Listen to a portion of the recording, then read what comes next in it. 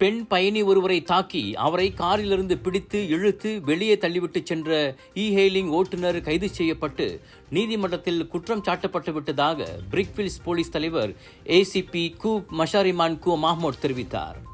June 13ஆம் தேதி நிகழ்ந்த அச்சம்பவத்தின் போது மாயா என மட்டும் தம்மை அடையாளப்படுத்திக் கொண்ட பாதிக்கப்பட்ட பெண் தாம் உலோக போத்தலால் தாக்கப்பட்டு காரிலிருந்து வலுக்கட்டாயமாக பிடித்து வெளியே தள்ளப்பட்டதோடு இ-ஹெயிலிங் ஓட்டுநர் தம்மை நெடுஞ்சாலையில் கைவிட்டு சென்றதாக சமூக ஊடகங்களில் பகிர்ந்துள்ளார். அச்சம்பவம் நிகழ்ந்த அதே நாளில் பாதிக்கப்பட்ட பெண் செய்த புகாரை அடுத்து 28 வயதான சந்தேக நபர் கைது செய்யப்பட்டதை மஷாரிமான் உறுதிப்படுத்தினார். ஜூன் 19ஆம் தேதி அவனுக்கு எதிராக உயர்நீதிமன்றத்தில் குற்றம் சாட்டப்பட்ட வேளை 2000 ரிங்கிட் அபராதமும் விதிக்கப்பட்டது.